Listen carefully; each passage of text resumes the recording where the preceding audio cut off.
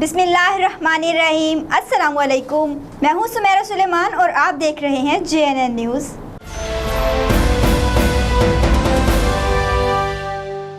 लियाकतपुर में flag march, काफले में Punjab police, elite force rescues की गाड़ियां भी शामिल थी।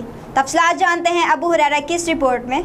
ईद उल अज़हा के मौके पर शहर भर में अमन व अमान कायम करने और कोरोना वायरस से आगाही के लिए मुख्तलिफ अदारों की तरफ से फ्लैग मार्च किया गया। फ्लैग मार्च में Punjab police, elite force, rescue 112 और मुकामी इंतजामिया की गाड़ियों ने हिस्सा लिया, जिसकी क़यादत असिस्टेंट कमिश्नर अरशद भट्टू और DSP सर्कल लियाकतपुर असलम खान ने की।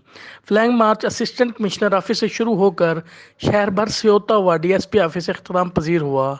फ्लैग मार्च का मकसद ईद उल अज़हा के मौके पर शहर भर में अमन व अमान कायम करने के साथ साथ अवाम को आगाही देना कि ईद के मौके पर कोरोना वायरस से अपने आप को किस तरह बचाना है। Abu Huraira Alvi, JNN news, Liaquatpur. बहुत शुक्रिया अबू हुरैरा अलवी तफसीलात से आगाह करने के लिए। मजीद खबरों और अपडेट्स के लिए देखते रहिए JNN न्यूज़।